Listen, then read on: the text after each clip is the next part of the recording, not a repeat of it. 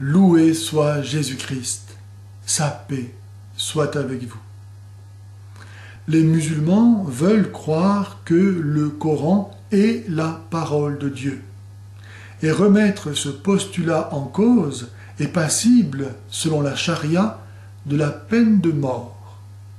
Ainsi, au Pakistan, le 2 août dernier, 7 chrétiens, dont des enfants de 6 ans et de 13 ans, ont été brûlés vifs parce qu'ils auraient blasphémé le Coran.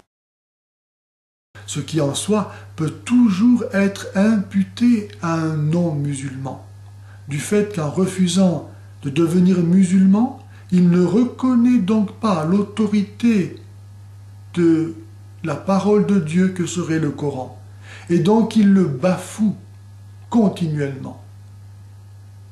Ainsi, tout non-musulman est toujours passible de la peine de mort, puisque, en refusant de se convertir, il ne reconnaît pas et méprise cette parole de Dieu que serait le Coran.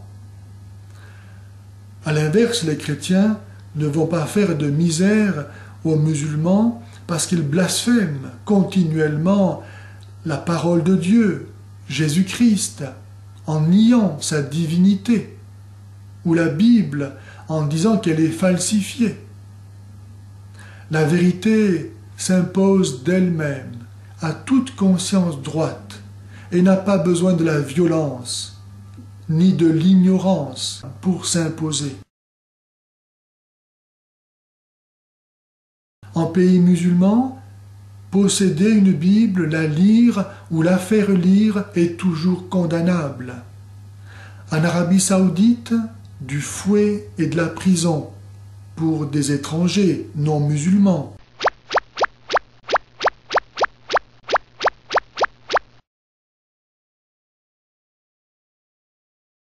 Mais cela ne nous empêchera pas de continuer à penser qu'il est raisonnablement permis de dire que le Coran n'est pas la parole de Dieu. Et je vais le montrer à partir de 2 constatations très simples. La première, c'est que le Coran dit de lui-même qu'il est la parole de Dieu telle qu'elle est au ciel. Sourate 3, verset 7, Sourate 13, verset 39, Sourate 43, verset 4, Sourate 85, versets 21 à 22. Si donc le Coran est la parole de Dieu telle qu'elle est au ciel, cela signifie qu'au ciel, on parle arabe et que Allah pense et parle donc en arabe. Mais si Allah pense et parle en arabe, est-il autre chose qu'un arabe? Car en effet, les hommes ne comprennent pas le langage des poissons, et les poissons ne comprennent pas le langage des oiseaux. Et Dieu parle le langage de Dieu, qui n'est pas le langage des hommes. Chaque être vivant a son langage. La deuxième constatation, pour montrer que le Coran n'est pas la parole de Dieu, et que les musulmans, pour comprendre le Coran, n'ont pas d'autre ressource que celle de leur intelligence humaine. Or, l'intelligence humaine ne peut pas entrer par elle-même dans ce qui est divin. Ou alors il faut dire que l'homme est Dieu, s'il est vrai que l'intelligence humaine peut connaître Dieu. Qu'est-ce qui est le plus acceptable pour un musulman? De dire que le musulman est Dieu ou de dire que Allah est un arabe? C'est soit l'un, soit l'autre.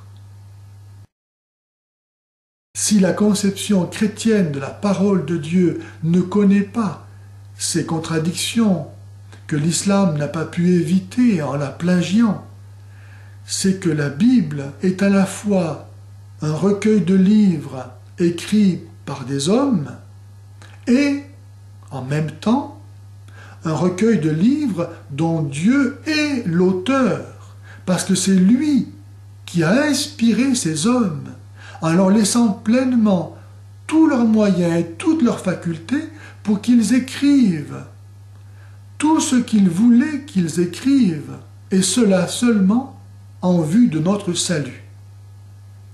Ainsi, dans cette conception chrétienne de la parole de Dieu est sauvegardée à la fois l'absolue transcendance de la parole divine et la relativité de la parole humaine.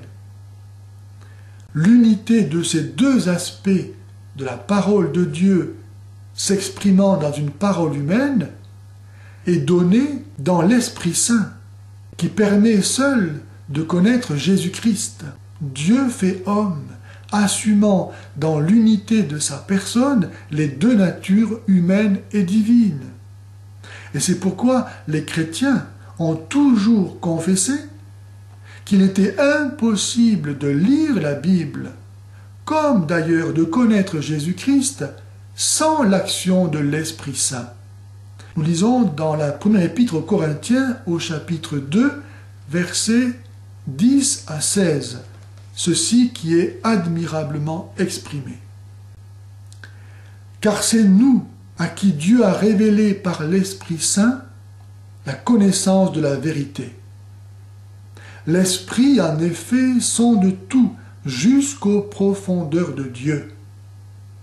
Qui donc, entre les hommes, sait ce qui concerne l'homme, sinon l'esprit de l'homme qui est en lui?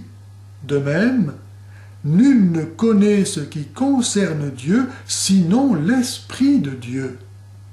Or, nous n'avons pas reçu, nous, l'Esprit du monde, mais l'Esprit de Dieu, pour connaître les dons gracieux que Dieu nous a faits. Et nous en parlons, non pas avec des discours enseignés par l'humaine sagesse, mais avec ceux qu'enseigne l'Esprit Saint, exprimant en termes spirituels des réalités spirituelles. L'homme psychique n'accueille pas ce qui est de l'Esprit de Dieu, il ne le peut pas. Pour lui, ce n'est que folie et il ne peut le connaître, car c'est spirituellement que l'on en juge. L'homme spirituel, au contraire, peut juger de tout et lui-même n'est jugé par personne. Qui, en effet, a connu la pensée du Seigneur? Or, nous l'avons, nous, la pensée du Christ. Les chrétiens ont donc quelque chose de plus que les autres hommes.